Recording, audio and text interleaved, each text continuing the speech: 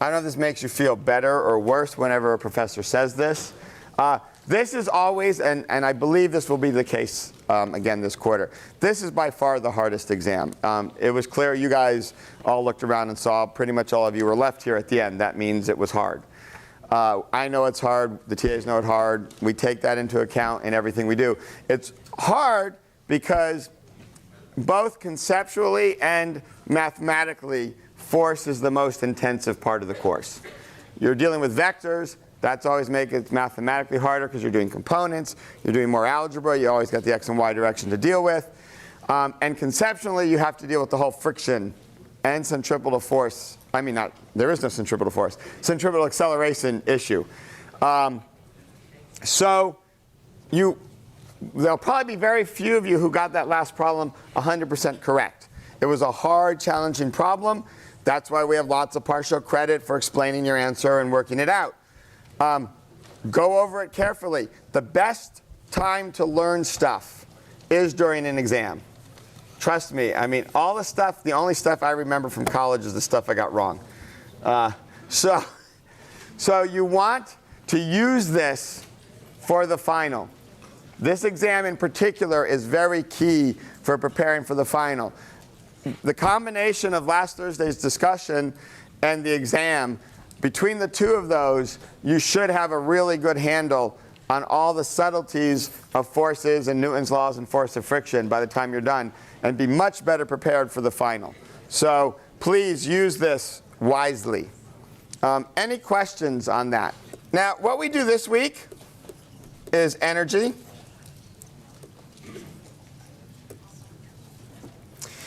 And I was going over what I did last year, and it was very clear that this particular lecture seemed to cause the most confusion out of all the lectures. So I've attempted to revise it some.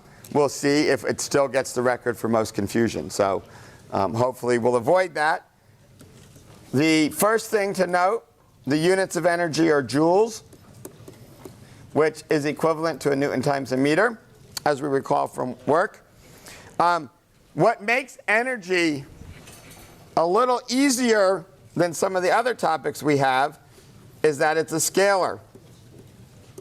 We no longer have to worry about components. We no longer have to worry about direction.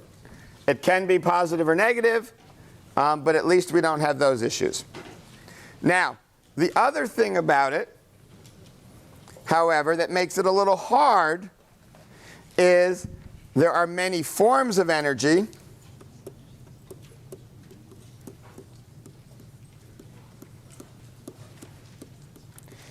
And it can leave or enter a system. So you really have to, in this section, think carefully about what you mean by your system. And we're going to talk a lot about that today, and also talk a lot about what it means to change form. And it really means you want to come up with a way to track energy as you do the problem. And I have to figure out a way to make my Y's not look like G's. Now, there are two main ways that I will use: a table and a bar chart. To be honest, unlike free body diagrams, which we require you to do, when it comes to energy, I'm not going to require a particular way of keeping track. That's really, I'm going to give you a couple of options, because there's just so many ways you can do it. You want to do what's most comfortable for you so you can keep track of it. But what you need to always do, if you think about it, there's a few things in the free response we require. Either, I would suggest putting it in your strategy. It'll be the easiest place for us to find it. You will always need to define your system. If you are using energy in a problem and you do not define your system, you will lose points.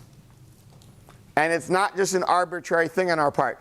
You literally cannot talk about energy unless you've defined a system. So it's not arbitrary on our part, right? This is not to make you do busy work. This is just a fact of energy. It only makes sense in the context of a system. Now, inside that system, there may be lots of different types of energy or different objects having energy that'll go back and forth between them. And then there may be energy coming in or out of the system. We already saw one way that this happens, right? If you do work, you change the energy of a system. You either take energy out or put energy in. So that's what we're going to be focusing on. Now, to try and get at these concepts, I find one of the best things to think about is money. Money's always good to think about, unless you don't have it. So we're going to do a whole series of clicker questions now. And what I want you to be focusing on is this idea of system. How are we defining it? Change of form and exchange between objects. Because underlying all of this is going to be an idea that if we can conserve energy, if conservation of energy applies, which means the change in the total energy is 0, then the problem is much easier to do. So ironically, when it comes to the final exam, the last topic we learn, energy conservation, will be the first thing you want to try to solve any problem with. It is by far our easiest technique. And so if you can solve it using energy conservation, it'll be a much easier problem. Now, with that intro, let's go right to our clicker questions. So clicker question 1. You give a friend a $20 bill, and they give you 2 $10 bills in exchange.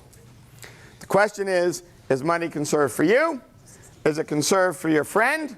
Is it conserved for the entire system of you and your friend? All of the above, none of the above.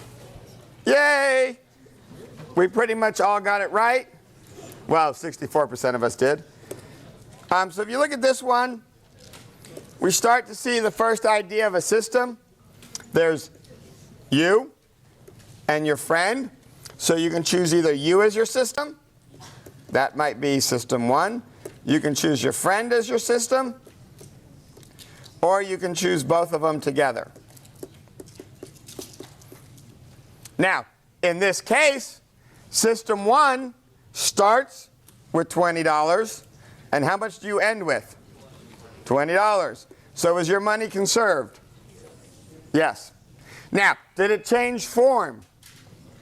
Yes. What was it to begin with?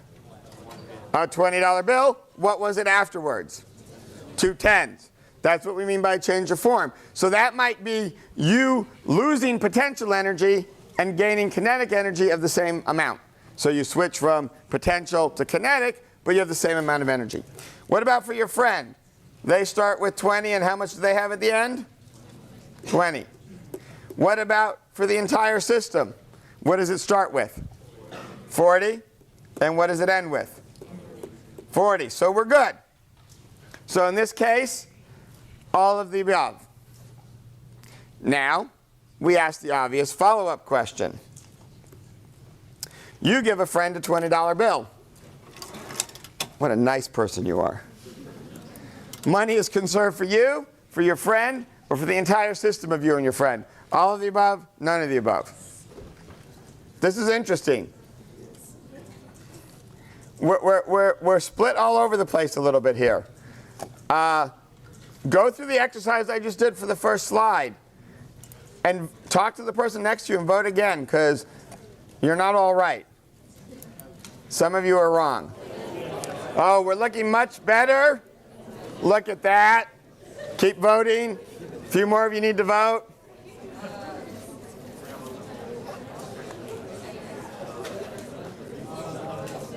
Wow, look at that. 92% of you agreeing. 5, 4, 3, 2, 1. Excellent. C. Okay, it is C, because Again, we have three different possible systems here.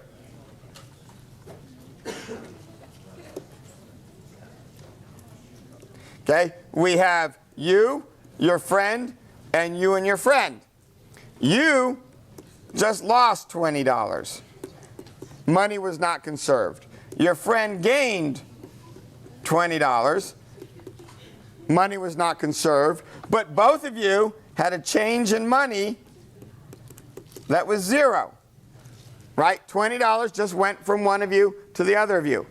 Now, one of the things that happens is if I make my system big enough, money is always conserved in some sense. Same with energy, right? Because if I think of you getting a paycheck, and I think just of you, money was not conserved. You just got money.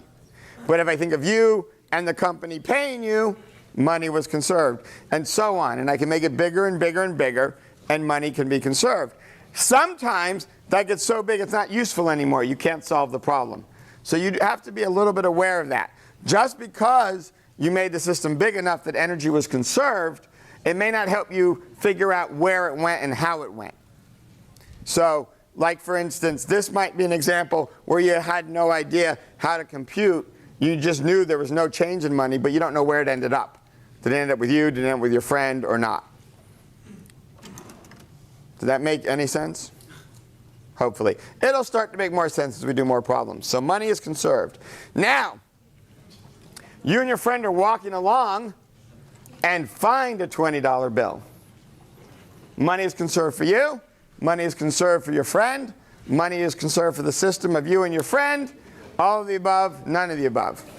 I think we got it. Excellent, right? You're just walking along and suddenly you and your friend have $20 more. Yay! Now you fight over it, right? No. So notice, what if I made the system you, your friend, and the sidewalk? Now is money conserved? Yes, because it went from the sidewalk to you, but it's still, between you, your friend, and the sidewalk, there's still just $20, right? So one of the things that will happen when you're doing these problems is you'll have to ask yourself, oh, the system I originally picked lost money or gained money. Am I better off making a bigger system and including the sidewalk? Will that help me solve the problem? Or do I need to use something else like work or forces or kinematics? So that's the type of decision process you're going to be going through in these energy problems, is figuring out, is my system big enough or is it too big? Now, there's one obvious other example that we want to talk about. You enter a room and you have $21 bills and you throw them. I didn't want to do it as a demo. I was thinking of that, but you know, mass chaos would break out. You throw the money. People are scrambling around grabbing it. Is money conserved for you, the people in the room, or the entire system of you and the people in the room? All of the above, none of the above. Excellent.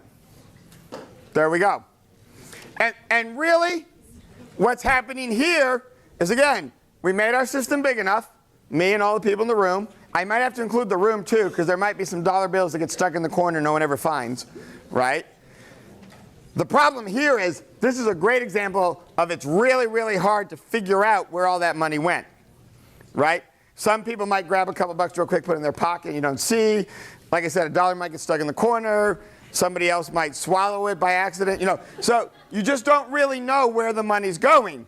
So it may not help you a lot to know it was conserved, but it is. And at the end of the day, this is what we're doing with energy conservation, right? You will pick a system. That'll be your first step. You will then identify the energy. And like we did with forces, I want to quickly list for you what your choices will be.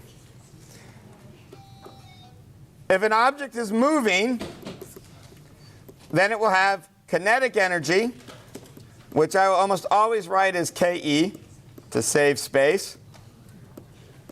And that is 1/2 mv squared. We did that already. If an object is rotating, there is kinetic energy associated with that. It's 1/2 I omega squared. You won't have to worry about it in this class, but I want to let you know that there is an energy with rotating.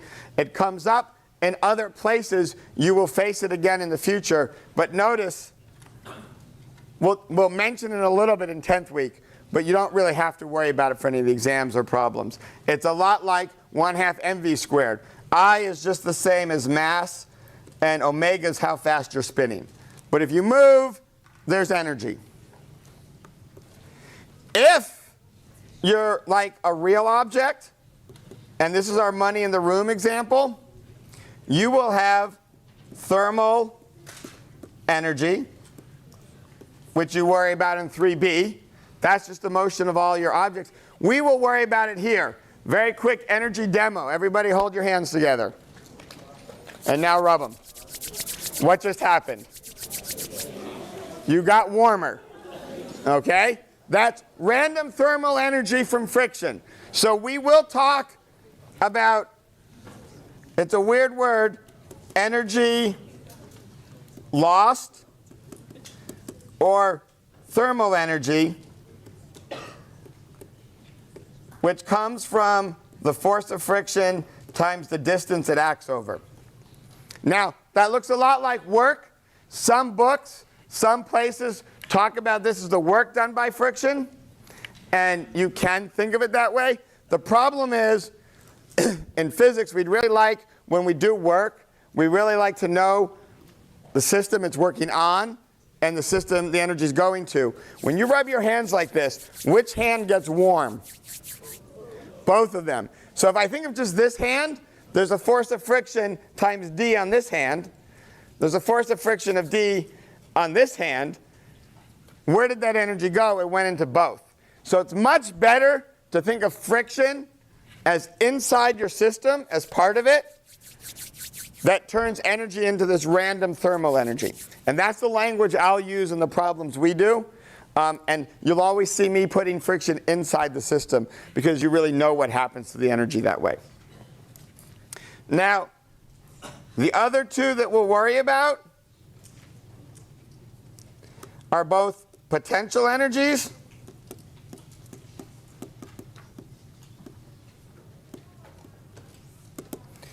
or PE, and one is from gravity. And we'll see the change in gravitational potential energy is mg, the change in height. And from springs, the change in the potential energy due to a spring is 1/2 kx squared. So with forces, we had a whole bunch. Energies, we only really have these 1, 2, 3, 4 that we'll be worrying about. So it's a little more straightforward. Okay? So we'll be putting those into various problems. You'll see where they'll come from. We'll talk more about where the potential energy comes from. But just like in our money problem, right, we kept track of who had the money and what denomination was the money. In these problems, we're going to ask which object has the energy and what type of energy. And you're going to add all that up, and that'll give you your total energy.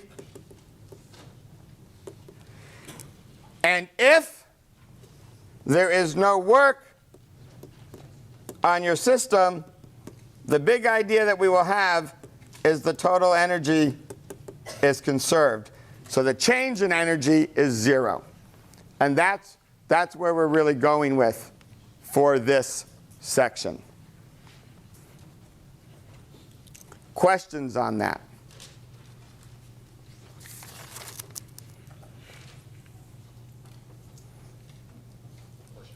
Yes? So if we were to start printing out counterfeit bills, would we be breaking the laws of thermodynamics? If you were to start printing out counterfeit money, it's not real money, so you're okay. So if you can make fake energy, no one will notice. But a good question. No, actually, one of the things, if I wanted to be slightly philosophical, you can make money, right? Counterfeit money only lasts until it's caught, right? In quantum mechanics, you can create energy for a certain amount of time due to the uncertainty principle, and then it disappears.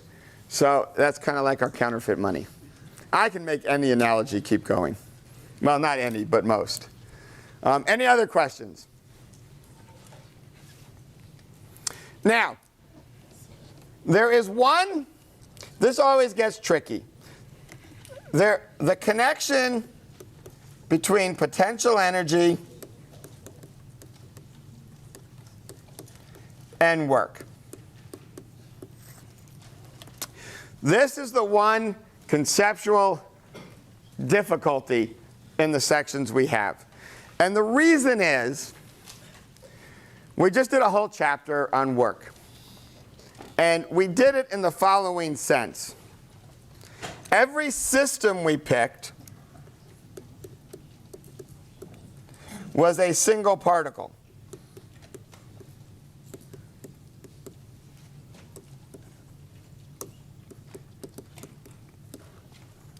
So any force was external to that particle, right? Any force in the problem.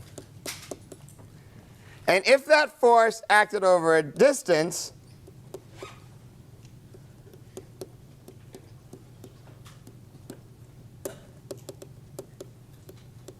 it did work equal to the integral from x1 to x2 of f dot dx, and that caused a change in energy. In this case, the only energy a single particle can have is kinetic energy. Now, if there's a force on a particle, it is doing what? What's the only way we get a force?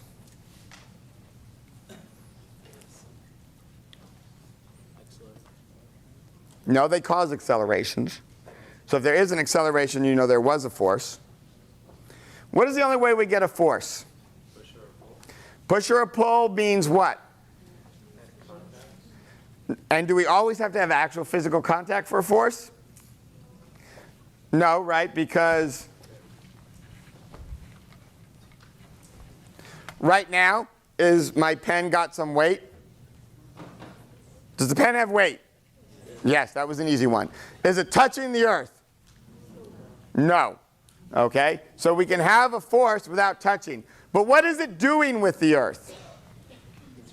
Interacting, that's the key. To get a force, I need how many objects? Two. That's Newton's third law, right? Two objects interact and I get a force. So, for any force I have, I could take those two objects and make them my system. And now we have the idea of an internal force.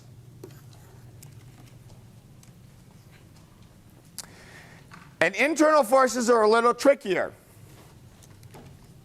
What internal forces do, right, is they exchange energy. And they either do it in a way that you can get it back, in which case we can call it a conservative force, or they do it in a way that it's lost to thermal energy, in which case it's a non-conservative force. Or it goes into the system in some other way that we're not going to get back. Now, the number, so we now need to talk about conservative and non-conservative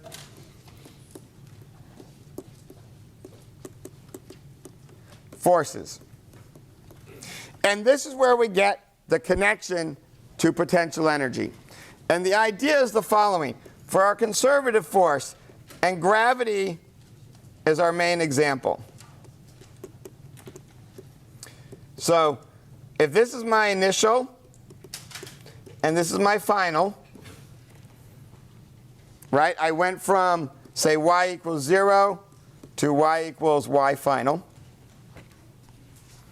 I can either take my object as my system. What's a free body diagram for that object?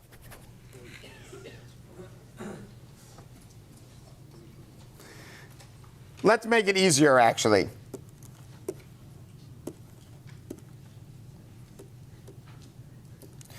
Let's have an object that starts here and ends here. Nothing else touching it. What is the free body diagram for that object? Weight down. How much work does the weight do?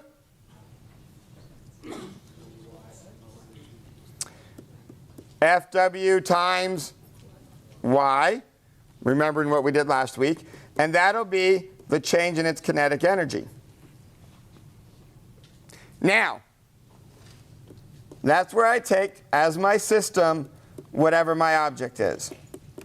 Now, if I take my system as my object plus the Earth, what is the free body diagram for that system? Talk to the person next to you. Figure out what is the free body diagram for the object plus the Earth.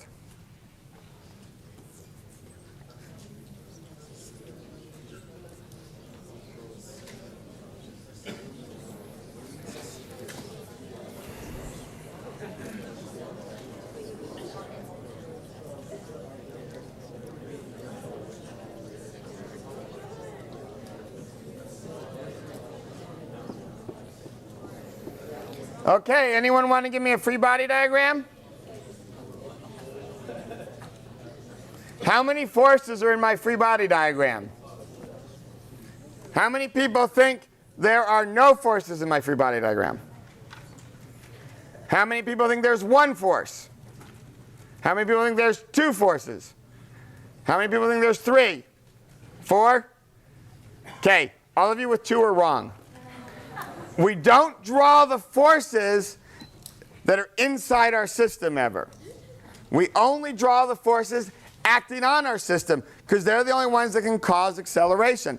That was our rule of free body diagrams, whether we realized it or not. And now we have to realize it. We didn't need to worry about it before because all our other objects were single objects. But if we have two objects, we only draw the forces external. And there are no external forces. So the work is 0. Yes? Isn't there, like, the rotation of the Earth, like, going towards the sun, so isn't that a force? Well, we ignore that the sun exists.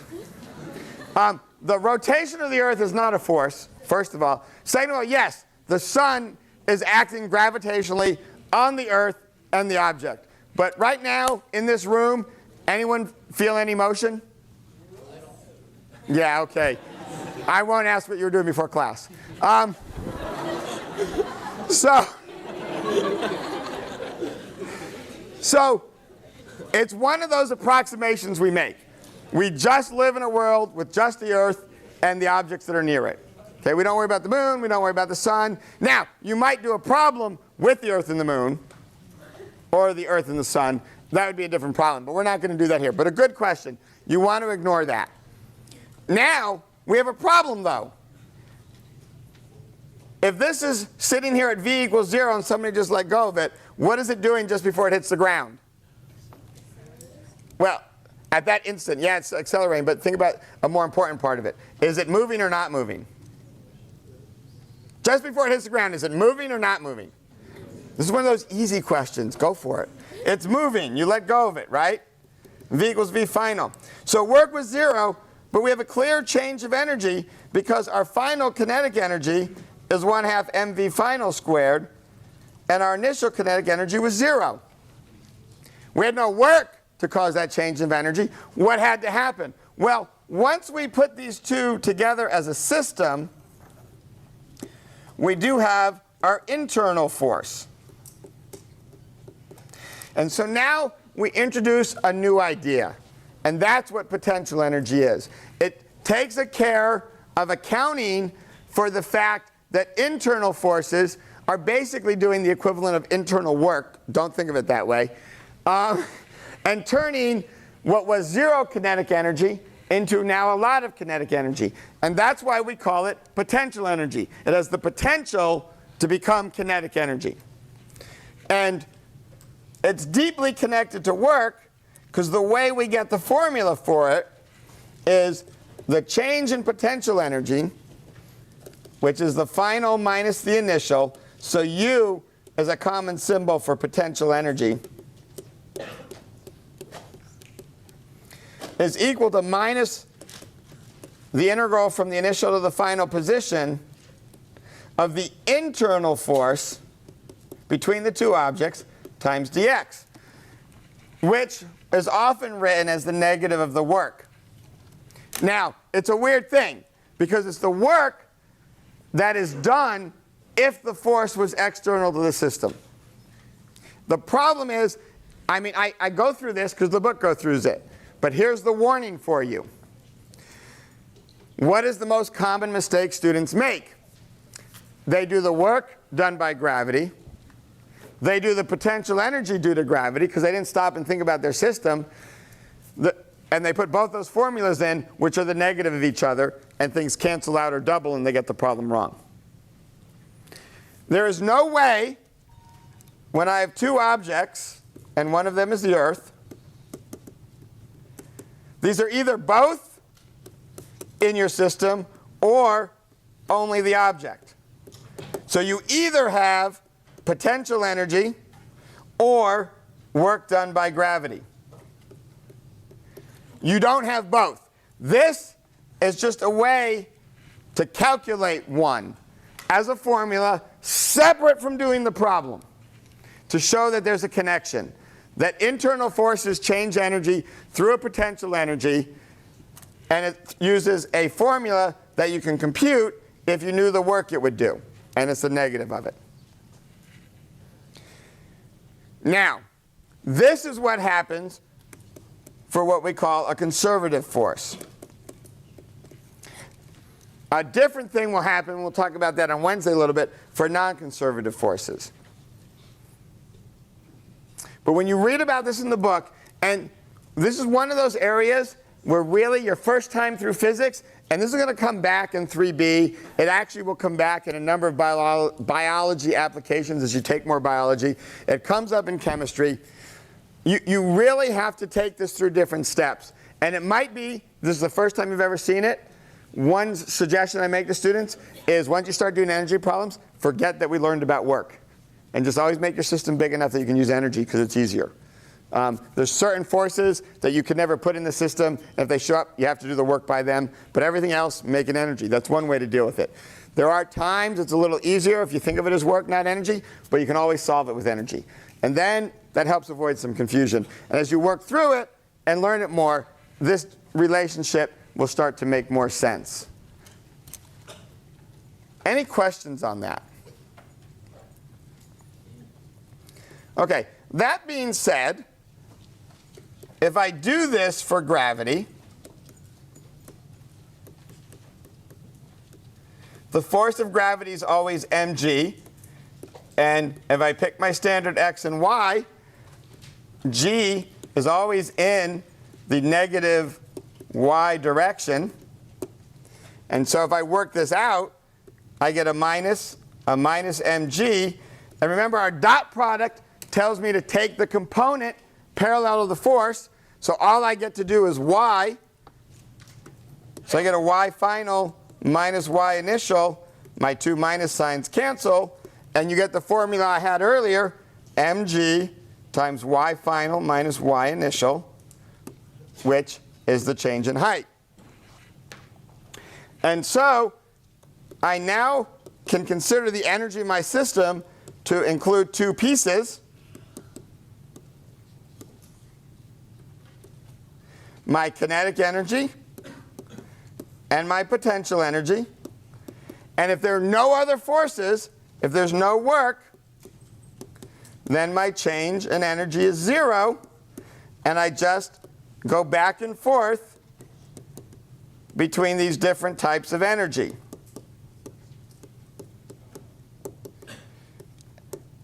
And now you can see where this starts to possibly be useful. If I know enough of the pieces in here, I can solve for the other piece. Where, and now we're going to get to go do our fun demo, where might that come in? If I was swinging a bowling ball, which I'm about to swing, right? It's all about initial height. There's another height. There's maybe a final height. Maybe it starts with 0 speed. What speed might it have when it comes back? So you can pick it up. You can put it right next to an object. You can swing it. And it came back and hit that object. So you can stand here in front of it.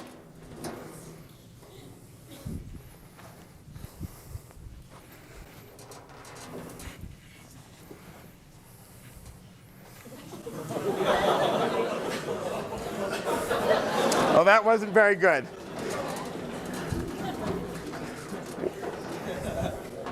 Apparently I'm taller than the can.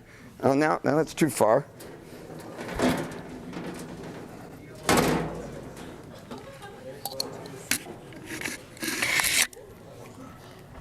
Okay. This is why I don't lean back.